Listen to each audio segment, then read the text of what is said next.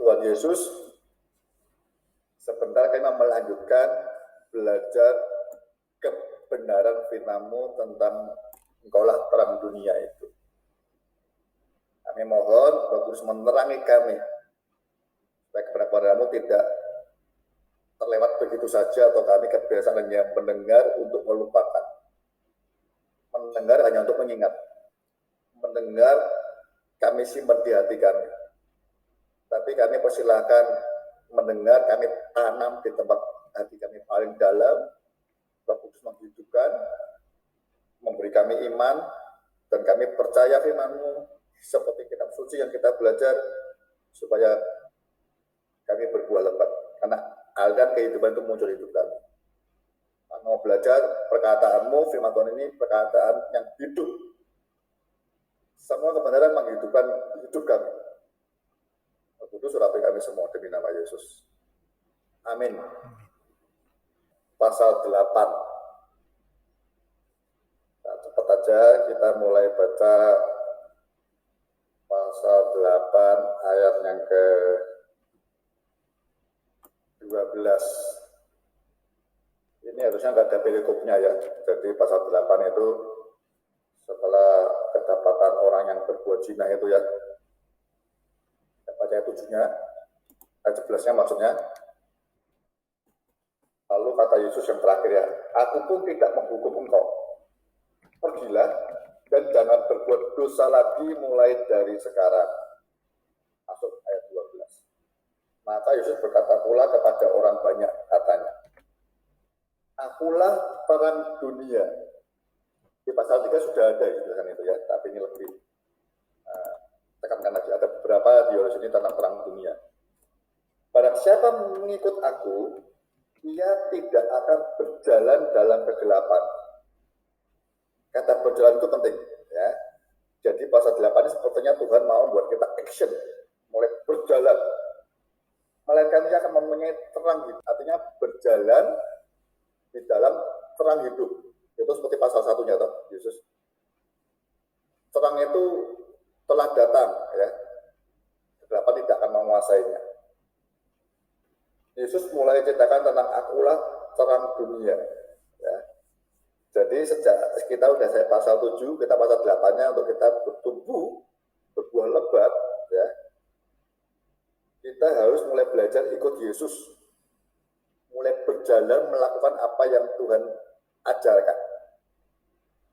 Kalau demikian, kita akan berjalan dalam terang hidup terus-menerus, tidak dalam kegelapan. Ini penting. Saya mau bandingkan ini di pasal 3 yang belum saya baca. Ya. Pasal 3, Yohanes pasal 3. Yohanes pasal 3 ya, kita mau lihat ya. Ayat 19, langsung aja ya. Saya nyinggung terang, biar terang saya kita kembali dalam hal terang. Dan inilah hukuman itu. Terang telah datang ke dalam dunia, tetapi manusia lebih menyukai kegelapan daripada terang. Sebab perbuatan-perbuatan mereka jahat. Ya. Sebab barang siapa berbuat jahat, membenci terang. Dan tidak datang kepada terang itu, supaya perbuatan-perbuatannya yang jahat itu tidak nampak. Tetapi barang siapa melakukan yang benar, ia datang kepada terang, supaya menjadi nyata bahwa perbuatan-perbuatannya dilakukan dalam Allah. Ya. Jadi sejak itu Tuhan mau kita ini sudah tahu semua kebenarannya, kita mulai action, berjalan dengan kebenaran yang ada. Dia bilang dia adalah terang dunia. Itu konsekuensi pertama kali yang kita ngerti kenapa dia ngomong terang. Karena dunia dan kita sebelumnya juga gelap.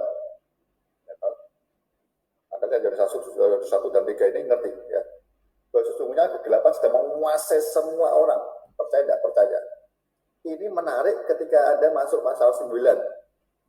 Pasal 9 itu Tuhan actionnya ya. Ini buat saya seperti sampel itu ya. Dia masuk ke Bait Allah, dia menyembuhkan orang buta sejak lahirnya. Itu seperti lambang sebenarnya semua orang lahir dalam keadaan buta, gelap. Pas dia ngajak terang dunia, dia masuk ke veteran, dia sengaja, orang sakit banyak saya rasa, tapi dia sengaja menyembuhkan orang buta yang sejak lahirnya. Nah, pasal 3 dijelaskan kan, semua orang itu menghindari terang, karena dalam hatinya gelap. Buktinya semua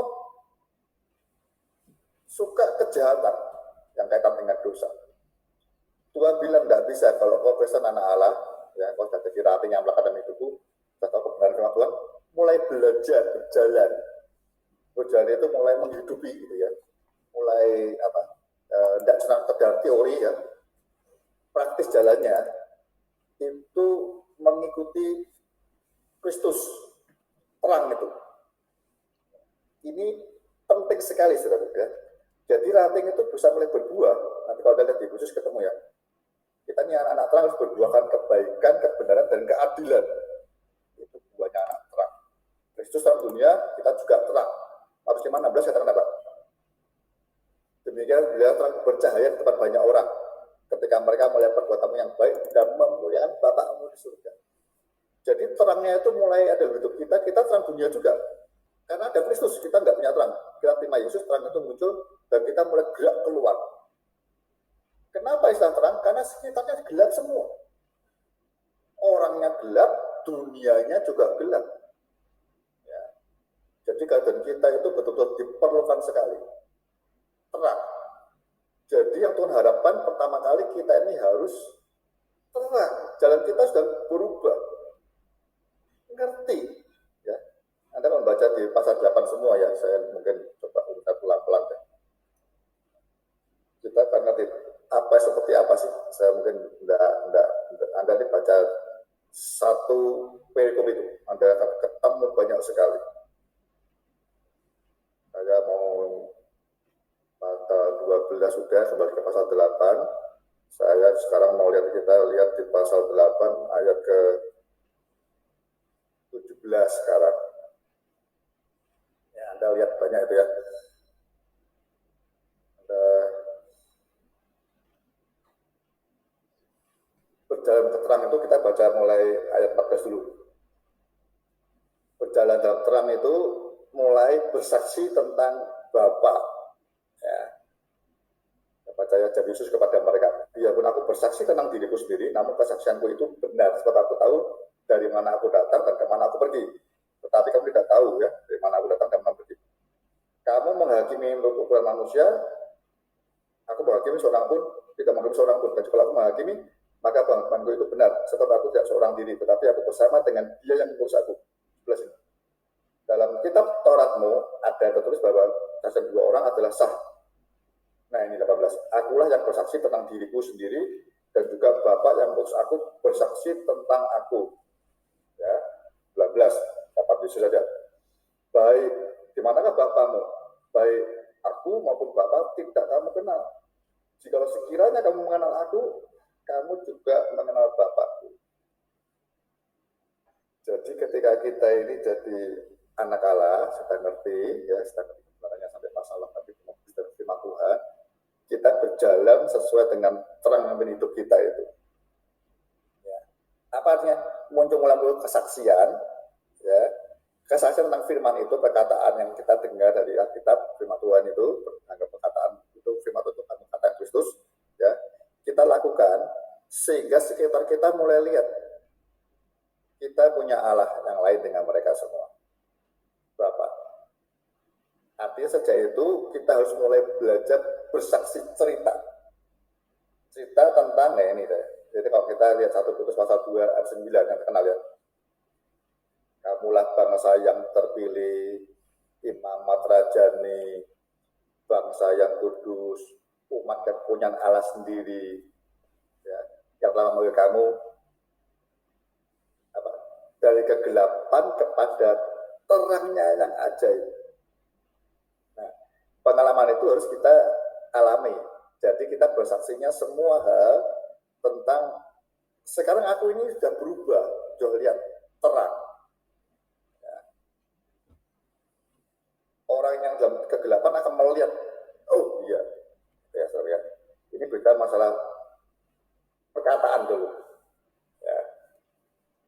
Kemudian kita lanjutkan yang berikutnya. Setelah 17 kita mau lihat ayat 26 sampai 28. Banyak yang harus katakan dan kuhakimi tentang kamu, tetapi dia yang mengutus aku adalah benar, dan apa yang kudengar daripadanya itu yang kukatakan kepada dunia. Ya. Jadi apa yang kita belajar Alkitab 1-3 hari urut ya, kita ngerti betul minta kebenarannya, ngerti itu yang kita kukatakan. Nah, ini mulai perkataannya mulai berubah dulu. Perkataan 28. Apabila kamu telah meninggikan anak manusia, barulah kamu tahu bahwa akulah dia, dan bahwa aku tidak berbuat apa-apa dari diriku sendiri, tetapi aku berbicara tentang hal-hal sebagaimana diajarkan Bapakku. Dan ia telah mengutus aku, yang menyertai aku, yang tidak membiarkan aku sendiri. Soal aku senantiasa berbuat apa yang berkenan kepadanya. Ya. Jadi bersaksi itu menyampaikan hal-hal tentang Bapa, dan nanti Bapa akan menyertai kita, tentunya dengan tanda-tanda itu. Tanda-tanda itu mesti kita ngalami dulu, baru setelah itu ya kata 29, dan lampus aku yang menyertai aku ya, dia tidak akan membiarkan kita sendiri, sebab aku saja berbuat apa yang berkenan kepadanya. Jadi kita berdasarkan firman Tuhan yang kita alami, itu Bapa menyertai. Bapa menyertai itu dikatakan tanda-tanda orang beritakan Injil itu di Markus 16 ya, tanda-tandanya itu kan apa? Mengusir setan, menyembuhkan orang sakit, membangkit orang mati ya, macam pun enggak kita tidak akan mati, menjak ular, kacang dan seterusnya. Tanda-tanda itu kan Bapak menyertai dan kuasanya di Yesus dulu. Nah, saya harap kita belajar betul dan Kristus, kebenaran Yesus itu firman yang hidup ya, Yohanes 1 kan bilang itu. Firman yang hidup itu kita pelajari, nanti Tuhan mau memimpin kita. Kita bertindak demikian sehingga orang lain melihat hidup kita ini terang. Saya tidak sampai yang itu ya. Perbuatan gelap, keterangan yang ajaib. Saya senang pasal 9 itu dikatakan Yesus menyembuhkan orang buta sejak lahirnya, yang tidak pernah melihat terang sama sekali. Nanti baca ketemu ya. Jadi begitu lihat dia melek, itu kayak apa tuh senangnya apa? Langsung dia cerita ke banyak orang di peta lain. Kita lihat udah pasal 9 ya, coba ya. Ayat 1. Waktu Yesus sedang lewat, ia melihat seorang yang buta sejak lahirnya. Pada dia orang buta, kan banyak orang buta itu. Dia tahu ini buta sejak lahirnya. Dia kata orang atau apa, dia dekati pasti. Berikutnya bertanya kepadanya, Rabi, siapakah yang berbuat dosa? Orang ini sendiri atau orang tuanya sehingga ia dilahirkan buta? Kata Yesus. Ini penting ini. Bukan dia dan bukan juga orang tuanya. Tetapi karena pekerjaan-pekerjaan Allah harus dinyatakan di dalam dia. Ya. Jadi lihatnya pertama kali itu dia akan ngerti ini perbuatan Allah. Ayat 4. Kita harus mengerjakan pekerjaan dia yang mengutus aku selama masih siang. Akan datang malam di mana tidak ada seorang pun yang dapat bekerja. Selama aku di dalam dunia, akulah terang dunia. Ya. Selama ini masih dalam kasih karunia, Yesus masih ada dalam bentuk Roh Kudus dan firman yang hidup, dan kita baca firman Alkitab ini firman yang hidup, ya. Terang dunia masih ada, dan itu harus kita bekerja melakukan apa firman yang terang itu ajarkan, harus kita lakukan, ya. Yaitu bersaksi. Tentang apa bersaksi? Bersaksi tentang bagaimana terang itu mengubah kegelapan itu kita jadi terang. Yang kedua, saya mau ngomong yang kedua ini sikap yang penting. 8 ayat 31. Ayat 30 dulu.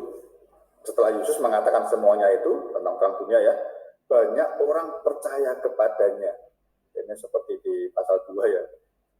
Maka katanya kepada orang-orang Yahudi yang percaya kepadanya. Saya senang loh. Tiap kali ada orang percaya ke Yesus, Yesus selalu memberi satu pengajaran. Di pasal 2, dia diam aja. Dia ngomongnya apa? Aku tahu hati mereka tidak percaya. Tidak mempercayakan diriku kepada mereka. Di sini dia ngomong, apa yang dia ajarkan? Jikalau kamu tetap dalam firman-Ku, kamu benar-benar adalah murid-Ku. Dan kamu akan mengetahui kebenaran. Dan kebenaran itu akan memerdekakan kamu. Ya. Jadi yang kedua ini, kalau kita tinggal dalam terang itu, dan terang itu kita hidupi, artinya kita juga jadi terang buat diri kita dan sekitar kita. Tanda berikutnya, setelah kita bersaksi, banyak waktu bersaksi kan dulu ya, waktu saya bertobat begini-begini. Tapi harusnya kesaksian itu tiap hari. Kenapa kesaksian kita nggak bisa tiap hari? Tuhan bilang, karena kita tidak tetap dalam firman Tuhan. Firman di sini bukan ini logos, kita belajar ngerti hikmat Tuhan. Ya, pasal 8 ayat yang ke-31. Kita harus tetap dalam firman Tuhan. Kata tetap itu penting seperti ranting, tetap melekat supaya dipasok firman terus. Kamu benar-benar muridku. Penekanannya kalau kita jadi terang dunia, kita harus terus belajar dari terang dunia sesungguhnya. Ya. Makanya panggilan orang Kristen yang betul itu bukan jadi pengikut, tapi jadi murid. Anda dan saya tidak pernah bisa memulihkan orang lain kalau kita tidak pernah jadi murid yang benar dulu. Tidak pernah dimuridkan dulu. Ya, Anda tidak bisa memulihkan orang lain. Tapi kalau kita pernah dimuridkan, kita tahu belajar tentang firman Tuhan. Apa sih murid itu? Murid itu tetap belajar dalam firman Tuhan. Ya. Anda dengan BSK harusnya makin cinta firman. Makin cinta firman, tiap hari renungkan ya. Semakin banyak persoalan, semakin terus firman Tuhan. Tetap murid. Ya. Murid itu ya cuma tugasnya cuma satu, belajar. Belajar. Studi. Terus ya. Terus ya. 32. Kalau kita begitu, kamu akan mengetahui kebenaran. Dan kebenaran itu akan memerdekakan kamu. Nah, tadi saya bilang Anda dan teman-teman yang pertama kali datang ya. Aku ajaran kebenaran dan hidup. Sebenarnya firman Tuhan itu yang mau saya sampaikan juga di dosen itu kebenaran, kita baca kebenaran. Ya. Kebenarannya Tuhan ngerti itu. Kebenaran yang bisa dicapai kalau kita lihat terang. Ya. Terang. Nanti ada saya baca dulu. Kalau terang, kalau aku kamu tinggikan, terang itu makin tinggi, itu kita akan makin luas lihatnya. Kegelapan itu akan makin dikalahkan. Nah, tandanya kita ini benar murid dan belajar firman yang hidup kita ubah. Ya, terang itu makin terang dalam hidup kita, ya, menerang kegelapan sekitar kita. Tandanya akhirnya nanti kita akan merdeka. Nah, kata merdeka itu apa ya? Kayak orang tadi ya pasal 9 orang kita itu melihat itu kegelapannya hilang, merdeka. Saya nggak tahu ya orang-orang yang merdeka dulu itu dengar kata-kata orangnya, bapaknya teman saya ada cerita juga ya, itu orang yang berjuang itu kan ya, rebutan Surabaya sekali itu dengan bambu runcing, dengan parang dan seterusnya. Mereka meninggalkan keluarga hanya dengan begitu, mereka merdeka atau mati, bisa cuma dua aja, merdeka atau mati. Ya. Dan ada pilihan lain, merdeka itu lawannya ya mati. Dijajah walaupun seperti apapun, mati sebenarnya. Itu kalau nggak mati itu bahaya. Ya. Dari ke-16 itu Kristus datang itu kaitannya dengan hidup dan mati kekal aja. Ya. Demikian besar kasih akan dunia ini, dia memberikan anak tunggal supaya percaya kepadanya tidak binasa kekal, melainkan oleh hidup kekal. Ya, Yesus untuk hidup dan mati. Saudara hati-hati. Iblis nawarkannya tidak. Ya. Ya. Tuhan bilang semua boleh kau makan, tapi buat pengetahuan baik dan jadi jangan kau makan. Kalau kau makannya, engkau pasti mati. Ya, pasti mati. Tapi iblis balik. Kalau kau makannya, kau tidak akan mati. Ragu-ragu, ketika Hawa mau coba makan, dia ngerti. Mati tidak? Dia tidak mati. Ya kita ngerti itu mati rohani ya, kita baca Alkitabnya diajari pendeta kita kali ya. Dia nggak ngerti, dia kok nggak mati. Dia merasa mati rohnya ketika Tuhan datang, dia merasa kok nggak boleh nemui, gitu loh. Kemuliaannya hilang karena dia lihat telanjang. Itu makanya dosa itu, Roma 3 kata Paulus, dosa itu artinya kehilangan kemuliaan Allah. Itu dosa. Ya. Itu sejak pertama kali masukkan benih ke Adam, Hawa, termasuk kita hari ini, ya, kita hampir sepenuhnya itu dibohongin iblis gitu. Ya. Firman Tuhan itu bukan urusan merdeka mati sebenarnya. Ya, udah mati betul lah, kan? Enggak lah, kita nggak baca firman juga masih hidup terus lah. Itu bahaya. Ya, kita kalau orang masih percaya kalau kita nggak bisa makan jasmani, kan? Orang pikir akan mati. Tapi orang nggak makan firman, nggak ke gereja, nggak ikut apa-apa, santai dia. Kita kan juga masih bisa ke gereja. Loh, jangan seru. Urusan rohani itu, ya ke gereja masih ada, masa dosa juga masih ada. Tapi berkatnya beda, lain-lain. Mana hari ini sama mana besok, ya sama mananya. Tapi mananya lain. Ya, iblis hati-hati. Nah kalau orang murid Tuhan, dia lihat terang, dia kan ngerti. Pasti pilih terang. Pasti percaya firman Tuhan kebenaran akan membuat merdeka. Merdeka itu kita akan merasa hidup dalam terang. Itu loh, kayak 1 Petrus 2:9. Langsung kita pasti terus mau jadi saksinya. Ini perbuatan besar dari kegelapan kepada terangnya yang ajaib. Aku mengalami itu. Nanti pasal 9 itu bagus, saya senang tuh. Begitu ngajak terang dunia, Yesus langsung ngasih contoh orang buta sejak lahirnya. Melihat dia. Dia diacam-acam orang-orang Yahudi, nggak takut dia. Tanya berapa kali dia sampai jengkel. Kenapa kamu tanya-tanya terus? Sudah takut jelasin, tanya-tanya lagi. Orang tuanya takut. Tanya dia sendirilah, takut dikucurkan. Tapi orang ini nggak takut. Betul lihat ya. Nah, saya harap kita ini mulai merdeka. Merdeka itu sudah tidak ada ketakutan sama sekali.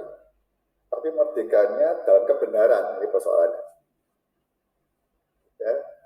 Merdekanya memulihkan yang selama ini dikuasai kegelapan oleh iblis, ya, roh pendusta itu. Di pasal 8 nanti ada debatnya ketemu itu, ya, orang-orang Yahudi itu,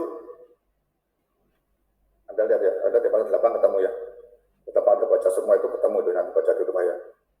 Orang Yahudi bilang, ini kan ngomong merdeka, orang mereka nggak terima, kami nggak pernah jadi hamba dosa, bapak kami Abraham. Yesus bilang tidak.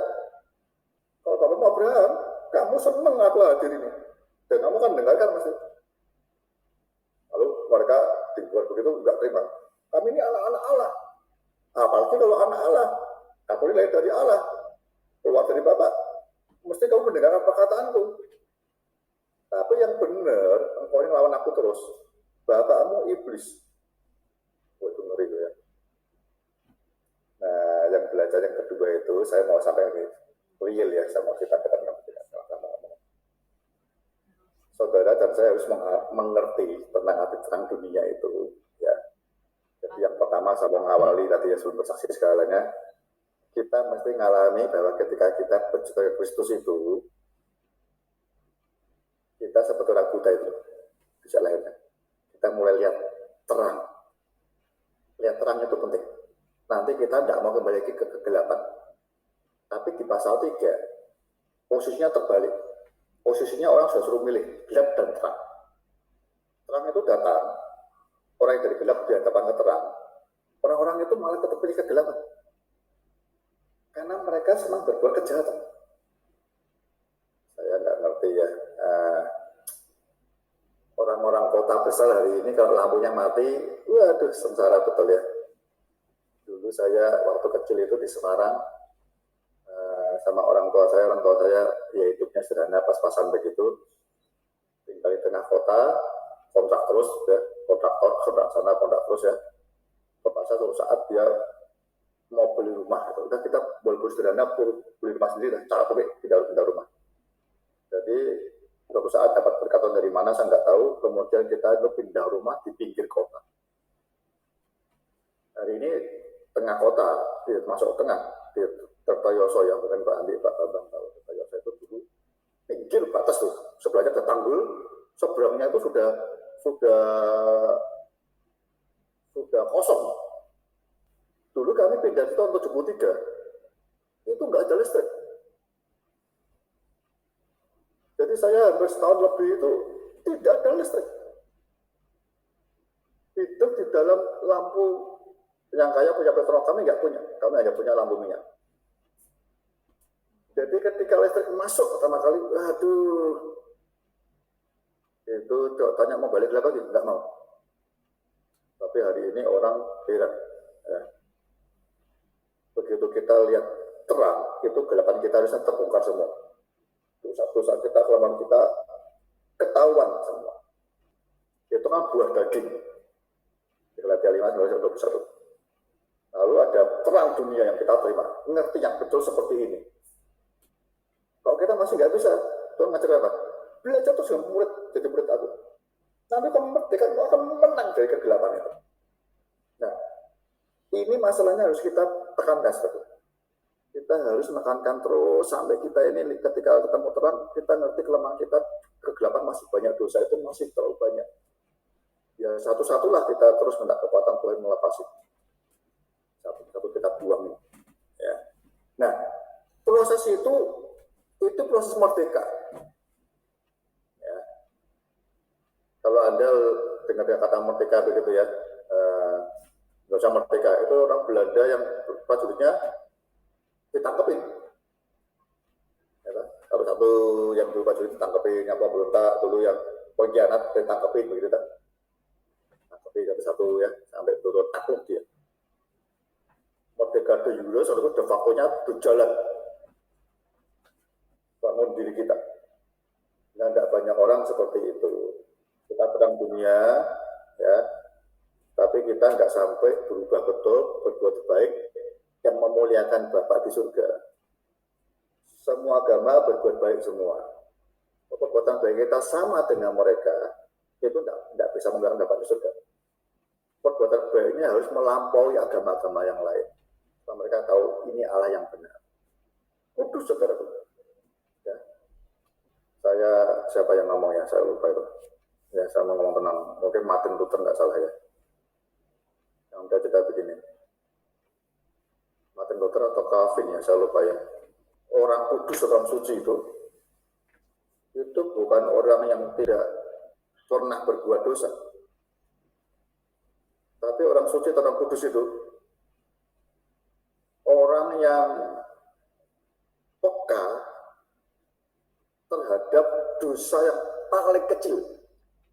Dosa kecil sedikit pun kita tahu itu dosa. Karena kita dalam hidup kita sudah ada terang dunia. Saya beberapa kaget loh. Saya merenungkan 1-2 hari Tuhan. Terangmu terus bercahaya. Terang hidupku lebih dulu. Mana yang masih tersembunyi, aku mau terang itu. Ya. Supaya aku bisa nolong orang lain. Saya berdoa serius. Merdeka itu bukan berhenti langsung. Merdeka itu mulai membangun. Punya daging mati, ya ranting itu nempel mulai nyedot kuat bila tiap hari kekuatan firman. Sampai pikiran dan pasang kita itu berubah seperti Kristus. Ya. Paulus cerita, penderitaan zaman sekarang ini tidak sebanding dengan yang kita terima. Penderitaan apa sih? Bukan faktor luar, faktor duri dalam daging. Tapi ketika Tuhan bilang, cobalah kasih karunia aku, dia diam, udah 3 kali minta, udah jawab, enggak apa-apa. Tidak semua doa kita jawab, saudara ya. Sampai baik. Kita satu menanti-nantikan Tuhan. Yang kedua percaya kalau belum jalan itu yang Tuhan inginkan terbaik, kayak seperti Ayub dulu. Ya. Hari ini sebetulnya kita agak sulit ya. Bagi generasi baru hari ini. Anda yang punya anak hati-hati. Kalau setiap kali minta Anda turuti. Ya. Nanti anak tidak pernah belajar menanti-nantikan. Ya. Tidak pernah belajar dengan berjuang sungguh-sungguh dalam Tuhan. Itu nanti masa sulit habis semua itu.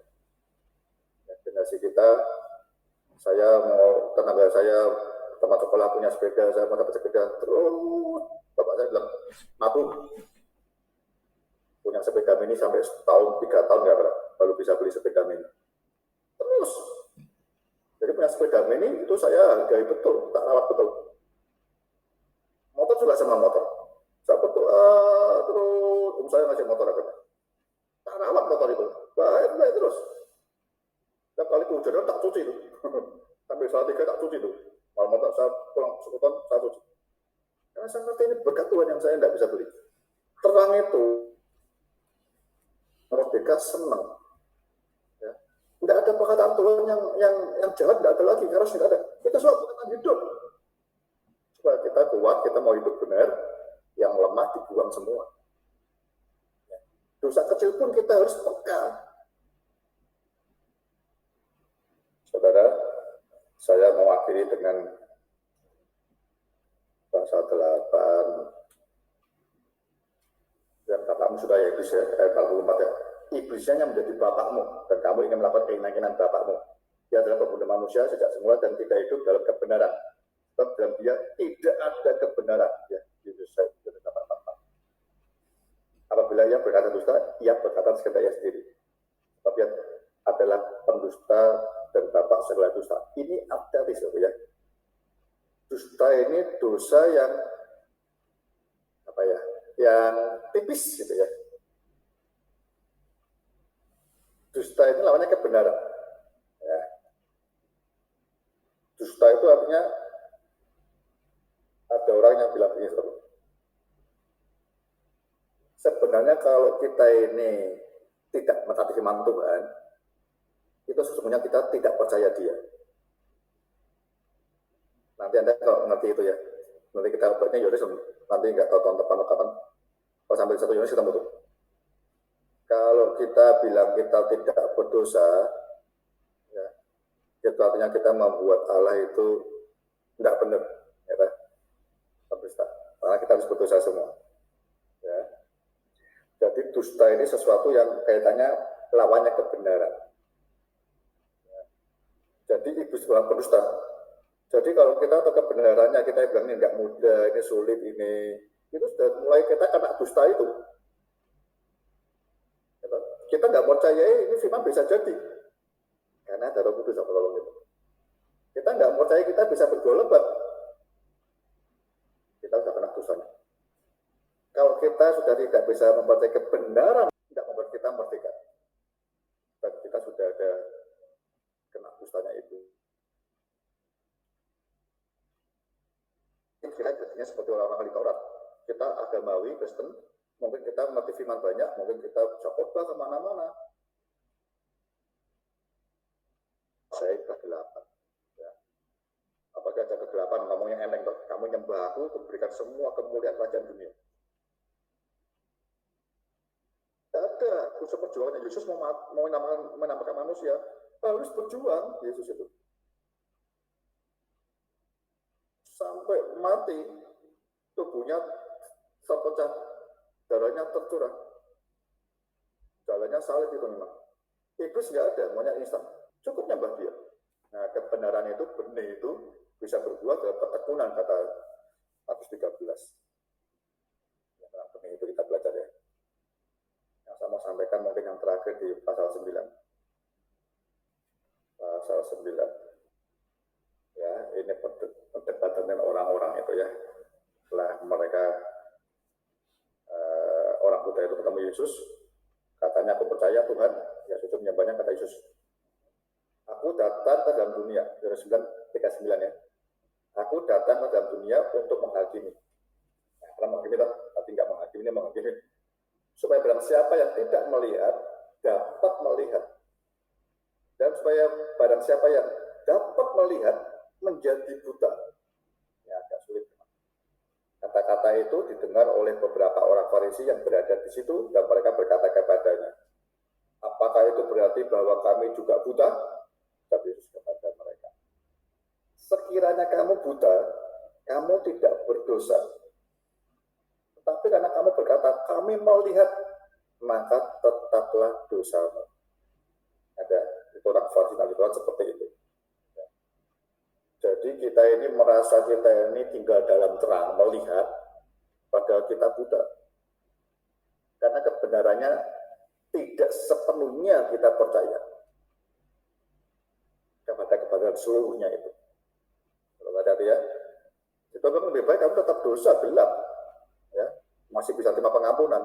Tapi kalau kita ini sudah merasa kita ini sebenarnya buta, masih nggak bisa, tapi kita merasa sudah bisa melihat, untuk orang buta.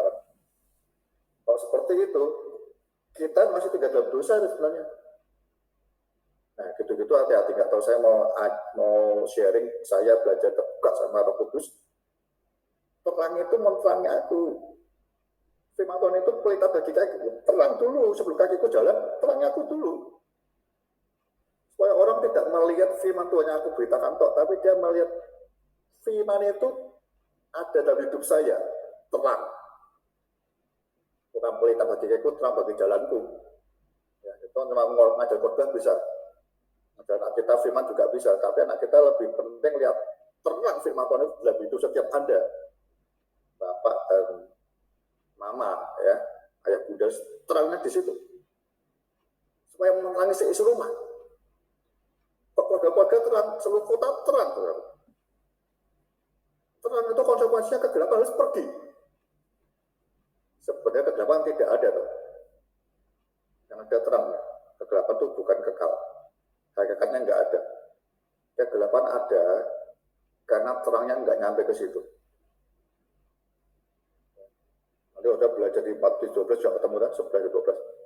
Yesus juga bilang ketika mau memberikan Lazarus, hari masih siang nggak akan bisa kita terangkum, kita akan ngerti mana kerusakan, juga mana kita nggak akan mudah jatuh.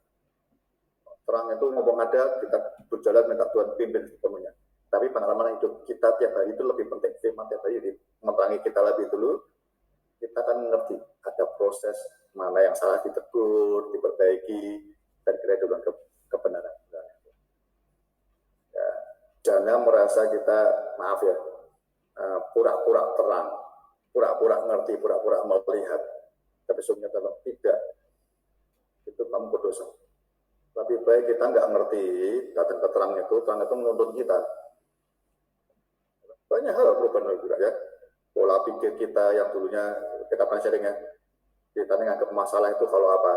Kalau sesuatu yang jasmani, ya, masa pekerjaan, waduh, aku bisa bilang pusing setengah mati. Tapi urusannya rohani kita bisa lebih tenang. Itu terbalik. Proses terang nanti akan ngerti betul. Ya. Saudara merdeka dalam terang merdekanya. Suatu saat kita akan secepat membaca berdoa hal yang kita tidak tertipu oleh dusta. Hal yang harusnya kayak Paulus kita hadapi itu konsekuensi itu kita jalani, susah kita lakukan terus. Tapi hal yang lain yang dosa terus peka sekali, ini buat Tuhan sedih sekali. Jadi kita akan ngerti saat apa kita harus belajar mensyukuri, menantikan, ya. Misal kerjaan lagi berat, ya kita belajar berdoa sama Tuhan, diam dulu, apa maksudnya Tuhan. Jangan cepat-cepat, apalagi urusan kerja, urusan maaf ya, urusan-urusan yang kaitan dengan mamon, dengan duniawi, keinginan mata itu iblis rajanya itu. Ya, kita tahu Matius 4 cepat ya, nyembah kasih punya. Jadi seperti itu kita perlu hati-hati betul. Kadang-kadang mungkin kita seperti Ayub, jangan rugi semuanya, tapi nanti akan memperoleh hasil kemuliaan lebih besar lagi. Bukan bukan karena kita perpuluhan minta lebih besar, bukan. Tapi ujiannya begitu, ujian paling berat kita akan menikmati kemuliaan lebih besar. Seperti itu, saudara. Dan itu hati-hati. Hari ini anak-anak kita tuh belajar begitu. Tidak banyak orang ngerti kita berjuang, bersyukur. Menanti-nantikan Tuhan. Kapan terang bercahaya lebih teguh Tuhan? Kapan duduk diam tenang? Nah, ini iblis bawa semua maunya instan. Jadi yang tenang, yang ada waktunya Tuhan,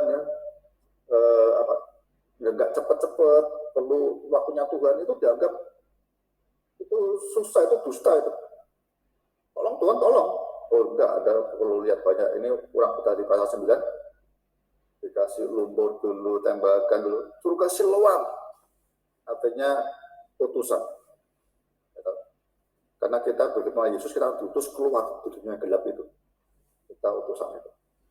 Dia harus basuh mukanya dulu, matanya dibasuh. Tidak terus lihat, tidak. Begitu lihat dia ngerti. Yesus, dia cari Yesus. Baik, saya rasa itu dulu. Saya akhiri ya. Dalamin lagi saudara. Yang Pak Sif akan upload lagi ya. Sementara setengah jam ini kita mau tanya jawab. Saudara boleh bertanya sampai ngerti betul supaya Anda bisa menemukan lebih baik dan melakukannya.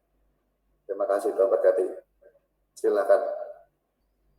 Anda clear, jelas ya. Saya harap ini nanti Kamis depan kita masuk ke pasal 10. Juga nggak ada ini, yang saya sampaikan itu nggak ada di Injil lain ya. Dan terusnya luar biasa. Terus banyak perkara orang buta segala ini juga nggak ada tempat lain. Domba dan gembala tidak ada lagi. Ya. Nanti pasal 10-nya ketemu nanti. Bagaimana domba harus mendengar suara gembalanya, terang dunia itu. Jalannya sama-sama. Pak Honda. Anda boleh komen ya, boleh komen juga silakan. Pak Anda silakan. Yang terang dunia ini kaitannya dengan yang Injil lain kan, Injil lain kebalikannya kan Tuhan Yesus bilang kita adalah terang dunia, terang dan garam dunia. Jadi mungkin agak beda konteksnya ya Pak. Sebenarnya terang dunianya hanya Yesus. Kita terang dunia itu karena kita sudah diterangi. Terang dunia hanya Yesus. Kita tutup kegelapan semua kok. Yeah. Begitu kita terima Yesus, kamulah terang dunia. Itu diangkat, ditaruh di atas kaki dia. Begitu. Nah, harus setiap orang yang dari kegelapan terima Yesus, Tuhan bilang kamulah terang dunia sekarang. Kita ini khusus kecil, roh Yesus, roh Kudus dalam tubuh kita terang terus dalam, tersebar di mana-mana. Itu makanya Yesus bilang lebih baik aku naik ke surga supaya roh Kudus itu turun atas kita semua. Roh Kudus itu menerangi segalanya. Begitu ya. Baik, terima kasih Pak Anjo. Terima kasih Pak. Jadi dalam dunia itu, kalau terlihat konteksnya di pasal 8, kita ketemu beberapa hal ya. Mesti mendorong kita untuk bersaksi apa yang kita alami dari kegelapan kepada terang. Ya. Yang kedua, mesti kita belajar tetap dalam firman Tuhan, terus belajar karena kita murid Tuhan. Harus. Kalau kita lihat terang, tidak mungkin kita berada ke kegelapan. Mau terus firman Tuhan itu. Yang ketiga, kita akan betul-betul ketemu kebenaran dan kebenaran memerdekakan kita. Kalau kita merdeka, artinya kita dengan senang, dengan niat melakukan firman Tuhan itu. Yang keempat, tentunya kita percaya mutlak kebenaran itu. Kita nggak mau dikuasai oleh bapak kegelapan, bapak dusta itu. Yang setengah. Iblis itu tidak pernah menolak kebenaran 100%. Dia mau membuat kebenaran mungkin cuma separuh. Nah, yang bahaya itu kita ada benih sejak awal dan ada benawa itu, kita lebih percaya akan kenyataan. Makan kenyataannya kok hidup terus. Kenyataan fisik, mata jasmani. Tapi itu sebenarnya mati. Kita hidup gelap semua. Seperti orang Yahudi kegelapan itu nanti. Nggak ngerti terang. Bapaknya iblis walaupun dia ngomong dia anak Allah, anak Abraham. Tidak. Jadi sebenarnya dia mempercayai, meyakini dia anak Abraham, anak Allah. Sisi lain dia kena bohongnya, dustanya si bapak pendusta ini, iblis ini. Dan dia lebih memilih yang bapak pendusta ini. Nah, itu jangan sampai kita jadi dalam terang ketika sedikit dusta itu tentang kebenaran tidak mutlak, itu bahaya. Ya, saya harap kita lebih memahami firman kaitannya supaya kita bisa berbuah untuk kemuliaan Tuhan. Yohanes 8 ayat 51. Aku berkata kepadamu, sesungguhnya barang siapa menuruti firman-Ku, ia tidak akan mengalami maut sampai selama-lamanya. Wow, ya. Ini saya juga pertama kali ini maksudnya apa ya? Kenapa dia perlu ngomong ini gitu ya? Akan mengalami maut selama-lamanya. Ya. Itu kalau Anda lihat di Matius 16 ya, di atas batu karang ini, ya, di atas batu karang maksudnya Yesus sendiri, pengakuan iman Petrus tentang Kristus adalah anak Allah yang hidup. Ya. Aku akan mendirikan jemaatku, ya, dan alam maut tidak akan pernah bisa menguasai. Ya. Maut di sini itu artinya apa ya? Artinya itu pintu alam itu terbuka dan dia punya kekuatan mau narik setiap saat. Itu alam itu apa? Dunia orang mati itu alam maut itu ya. Semua kepengen ditarik orang ke situ semua. Untuk kita bisa lepas dari tarikan itu, ya. Kalau mautnya hanya mati kekal atau mati jasmani itu kan sekali, ya. Ini katakan dia tidak akan mengalami maut sampai selama-lamanya. Jadi pertempuran maut itu selalu mau narik terus. Alam maut itu seperti gerbang yang terbuka ya, bahasanya begitu ya. Itu punya kekuatan pengen menarik terus. Satu orang masuk ke situ. Nah, kalau kita melihat terang itu kita akan lihat ini. Jadi memang maut itu selalu apa ya? Kalau saya bilang ini kegelapan yang kalau ada datang kepada terang, misalnya di sana ada lampu besar itu ya, lampu sorot ya, kita mendekati dia, ya, itu artinya belakang kita ada kegelapan, ya. Kita dekati terang itu makin dekat, bayangan itu ikuti kita, seperti itu kira-kira gambarannya. Jadi maut itu ngikuti kita. Kalau kita jalan kita menuju terang, ya, itu mau di belakang kita, balik aja.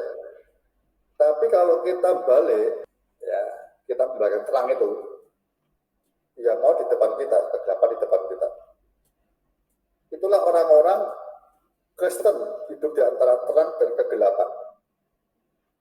Jadi kalau kita ini masih, bahasa saya mungkin agak masih senang hal-hal yang dosa, kecil-kecil, itu berarti kita salah menghadap. Kita lihat gelapnya, keliru, balik, U-turn, bertobat, U-turn, balik, lihat terangnya. Jadi kita tahu jalan kita ini terang. Sekarang pertanyaannya mungkin, bagaimana sampai kegelapan itu hilang? Halaman tidak bisa menang lama-lamanya itu. Iya tadi, jalan itu sampai kita menyatu dengan terang itu. Masuk terang itu. Terang dalam kita jadi terang. Kegelapan akan hilang. Alamat tidak akan menguasai selama-lamanya. Dengan bagaimana terus firman dalam hidup kita dalam firman Tuhan. Ya. Jadi kalau kita ini ada dosa, kita masih senang sembunyikan, lalu senang kita orang nggak tahu, kita main-main lagi dengan dosa, itu kita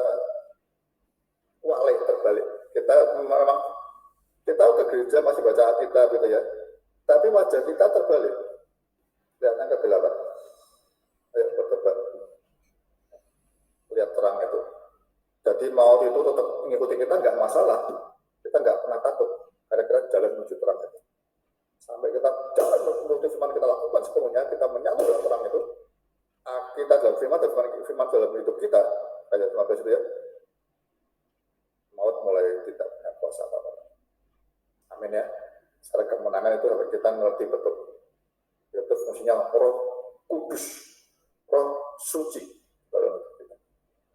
Baik, ayo yang lain. Yesus tolong. Bunda. Ya. Berarti kira-kira seperti istri Lot gitu ya Pak? Kenapa? Jangan kan ngadap noleh aja, kalau bisa jangan gitu ya. Oh ya. Karena kadang-kadang memang sulit kan Pak. Udah kita jalani gini, tapi kadang-kadang sulitnya jadi orangnya Pak. Sulitnya kita tahu semua sulit memang. Masih ngelirik dan noleh-noleh itu. Enggak sulit sebenarnya. Kalau sulit justru pendusta tuh.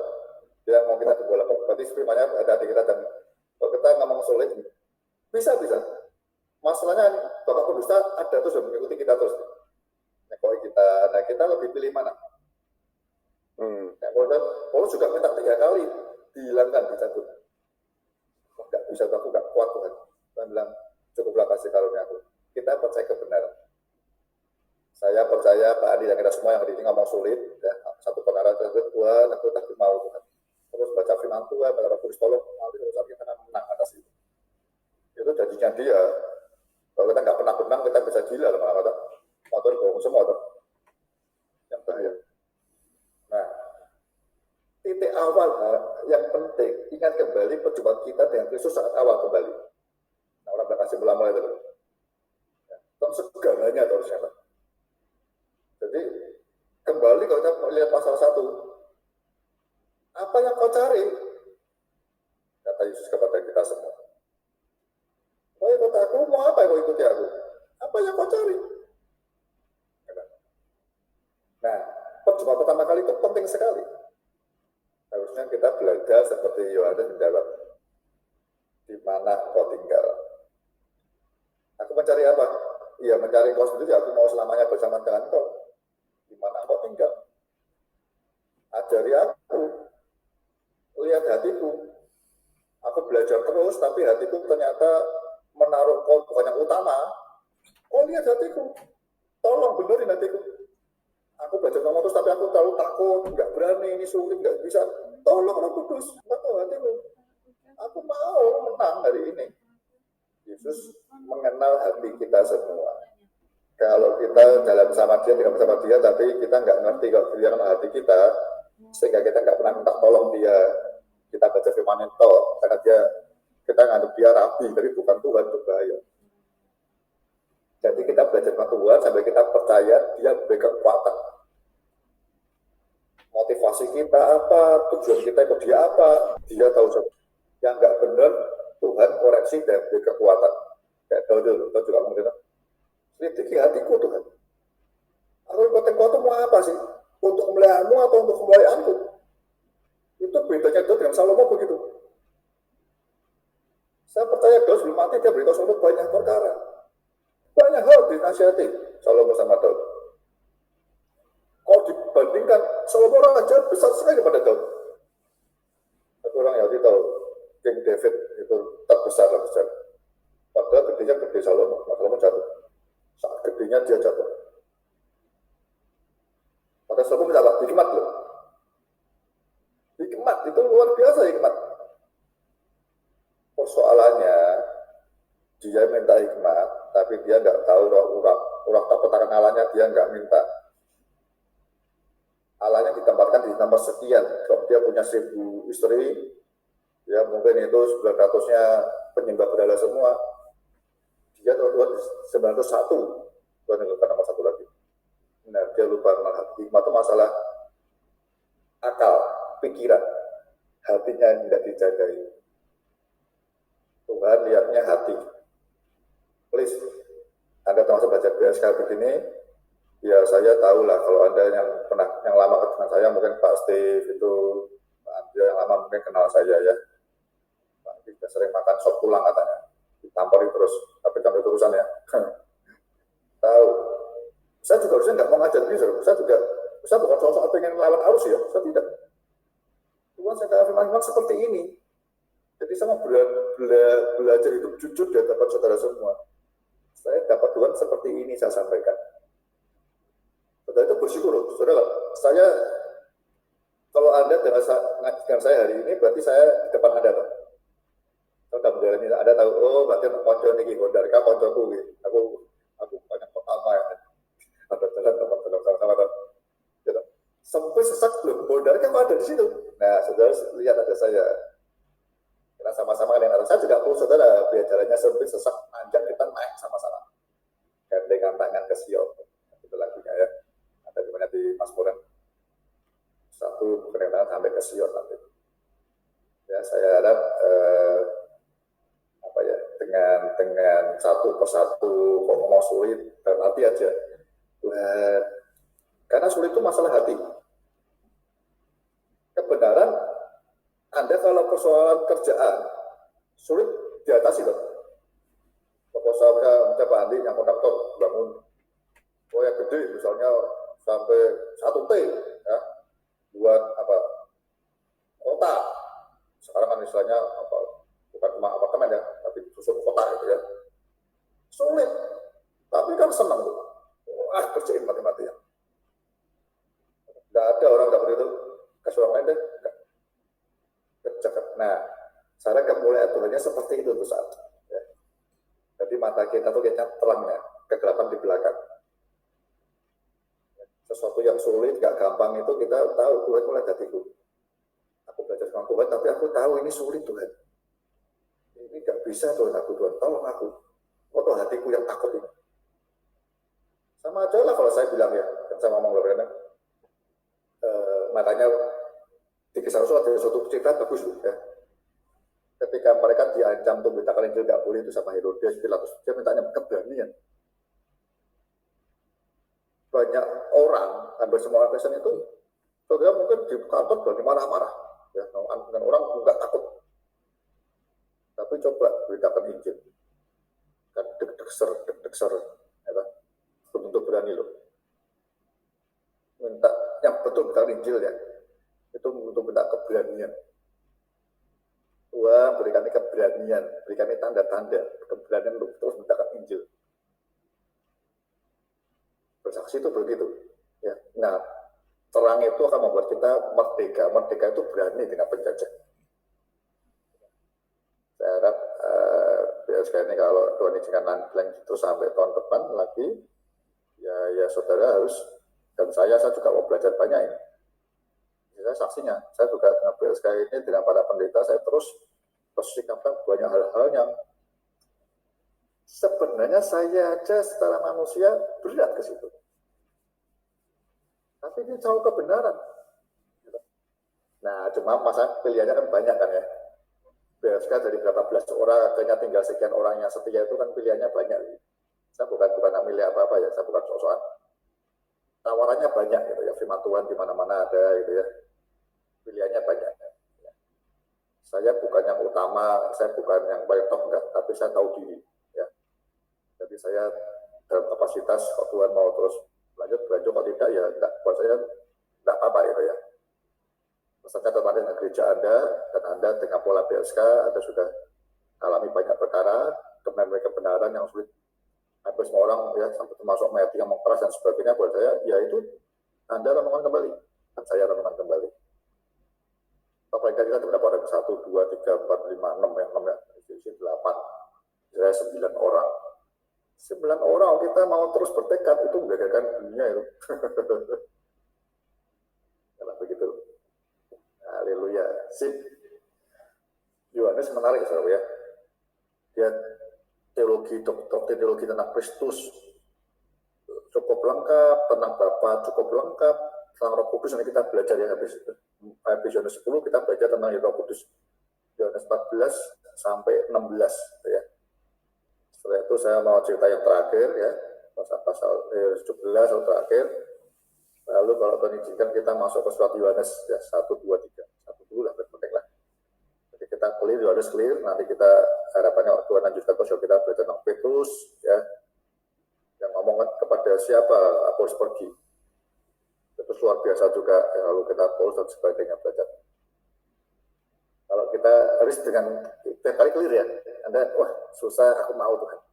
Ini bisa menang kita maju lagi ya. Yohanes selesai Petrus.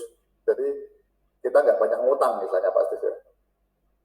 Kerjakan dengan akselerasi tinggi karena Tuhan mau datang iblis bekerja keras juga nih. Tadi kalau beda dengan istri Lot, bedanya gini. Kalau beda lama itu istri Lot nggak ada kesempatan balik kan, sekali noleh selesai dia. Istri Lot itu sebenarnya nolehnya itu terlalu banyak sih ya. Dia belum selesai, ya kalau istri Lot memang susah sih. Itu salahnya Lot. Ya salahnya suami itu hati-hati ya. Dia makin jauhkan diri dari pusat kebenaran Abraham. Kan jatuh kepada Abraham. Dia karena berkatnya makin melimpah, konflik sesama anak buahnya, dia salah pilih. Nah, kita justanya itu situ. Dia menjauhi kebenaran, dekati lembah Yordan, dekati Sodom Gomora, makin dekat, makin sukses. Berkatnya melimpah. Masuk Sodom Gomora. Tapi di luar bisa makin susah. Nah, itu iblis gitu loh. Iblis itu banyak di situ. Sekali Anda bukan apa bertanya ya. Ya banyak Anda nggak ke gereja atau nggak ikut apa atau nggak saat teduh atau nggak ikut gereja, tapi makin lancar, makin sip gitu sampai masuk Sodom Gomora. Itu bedanya Lot sama Nuh. Yesus akhir zaman ngajar perumpamaan akhir zaman seperti zaman Nuh dan zaman Lot. Itu menarik sekali. Ya, akhir zaman itu buat orang Kristen Yesus beritahu ada dua hal. Kedatanganku satu seperti pencuri yang paling banyak dijelaskan. Yang kedua mempelai. Tinggal Anda mau percaya yang mana? Percaya dua-dua, tapi pilih yang mana? Kalau pilih mempelai, kita persiapan dirinya seperti Nuh. Ya, seperti Nuh itu loh kebenaran. Jadi istri anaknya ketika menyampaikan kebenaran bahtera karena nggak air bah, mereka yang nggak percaya 100% malah percaya. Karena terus hidupnya tambah benar. Bapakku tidak mungkin ini kalau keliru. Karena dia diolok-olok orang, diajak, tutup terus. Puncaknya sampai apa? Binatang saja nurut. Itu kan supernatural itu, kita betul lihat. Sehingga istri anak dan menantunya percaya. Beda dengan Lot seperti pencuri betul, kehilangan harta bendanya, kehilangan istrinya. Itu pun udah ditarik-tarik sama malaikat, hilang semua itu. Yang nanti kan Lot beritahu istri sama anak-anaknya, waduh, lelah dulu. Karena Pak, istri sama anak-anak Lot tidak pernah lihat Lot itu benar. Ketika kesulitan, dalam minta semuanya. Enak kan dia begitu di Sodom Gomora. Nggak menantikan Tuhan, nggak usaha teduhnya, hidupnya nggak pernah dalam terang, terus sembrono. Jadi kalau begitu, firman Tuhan datang kepada Lot, beritahu istri anaknya, tidak percaya. Nah, bangun kepercayaan itu sejak dari awal, kalau kita dalam terang, sejak awal terang terus itu melangi dirimu, keluarga kita dan seterusnya. Istri anak kita lihat kita apa adanya. Jadi saudara harus hidup seperti Nuh. Ya, utamakan Tuhan. Jadi faktor kesedihanmu nanti kalau misalnya anak-anak dan istri tidak rohani itu ada sedih. Anak-anak pintar, sukses tapi tidak pelayanan itu ada sedih. Itu bagaimana? Banyak orang begitu. Ya, anak-anak kita dulu kita di kampus pelayanan, sekarang anak kita santai. Anda sedih? Buat bagaimana ya? Jangan tenang. Jadi saya pelan-pelan kita ini mulai belajar mengenakan pikiran dan perasaan Kristus yang apa yang dia sedihkan, apa yang dia kehendaki, kita menangkap sama, gelombangnya sama. Karena terang itu kan untuk kita langkah demi langkah dengan benar. Bapak Berusta itu yang bawa kita. Ya. Kebenarannya dia bawa putar-putar di selewat-selewatan begitu. Ya saudara.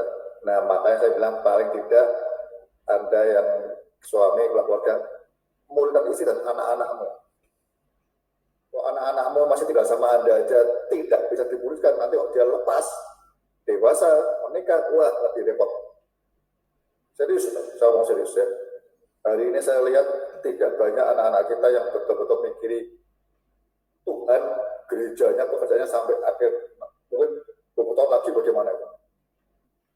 Berat, gereja 30 tahun lagi, kita makin tua, anak-anak kita, banyak anak-anak kita yang tidak cinta Tuhan dan tidak cinta gereja. Di dunia mungkin dia berhasil. Nah hanya kita, harapan terakhirnya Roh Kudus sama kita aja. Ya saya ngomong begini agak serius ya, berdoa dalam nama Yesus. Oke, kalau nggak ada kita akhiri. Baik, Anda renungan lagi. Ya saya dan Pak Steve ya, kita doakan semua lancar. Ya, uploadnya nanti semua jadi baik semua. Baik, kita mau akhiri. Saya minta ini ada Ibu satu, Bu Tabita berdoa ya buat firman Tuhan ya Bu ya. Mari kita berdoa. Bapa dalam surga, di dalam nama Tuhan Yesus, kami bersyukur kalau saat malam hari ini kami boleh berkumpul bersama untuk belajar akan firman-Mu, akan kebenaran firman-Mu. Tuhan, kami mau berjalan bersama dengan Engkau, bersama dengan terang-Mu Tuhan, agar kami juga dapat memancarkan terang-Mu yang ada di dalam setiap kehidupan kami. Terima kasih Tuhan Yesus, terima kasih. Tuhan, Kau memberkati Bapak Hendarka yang sudah menyampaikan kebenaran firman-Mu. Tuhan, dengan urapan-Mu Tuhan, firman-Mu boleh disampaikan bagi setiap kami. Berikan akal budi hikmat yang daripada-Mu. Pakai di mana dan kemana Bapak Hendarka melayani-Mu Tuhan. Kau pakai dengan luar biasa. Terima kasih Tuhan, Kau juga memberkati Ibu Sayani. Berikan kesehatan, kekuatan, menjadi tiang penopang yang kuat buat Bapak Gembala, buat Bapak Hendarka. Terima kasih Tuhan Yesus, terima kasih. Tuhan Kau memberkati juga kami sebagai sahabat BHSK. Tuhan Kau memberkati, berikan kami akal budi hikmat yang daripada-Mu untuk kami dapat menerima firman-Mu dengan benar dan mampukan setiap kami untuk dapat melakukan firman-Mu di dalam setiap kehidupan kami. Tuhan, Engkau menetapkan hari-hari yang akan kami lalui dan Engkau kumpulkan kami kembali di dalam waktu yang sudah ditentukan agar kami boleh kumpul lagi bersama untuk belajar akan firman-Mu. Terima kasih Tuhan, Kau memberkati setiap hamba-hamba-Mu yang hadir, Pak Bambang, Pak Steve, Pak Antio, Pak Andi. Tuhan Kau memberkati semua Tuhan, apa yang menjadi pergumulan mereka, biarlah Tuhan yang campur tangan dan yang memberi kemenangan. Terima kasih Tuhan Yesus, kami menyerahkan semua doa kami ini ke dalam tangan-Mu. Di dalam nama Yesus Kristus Tuhan yang menjadi juru selamat kami berdoa dan mengucap syukur. Haleluya, amin.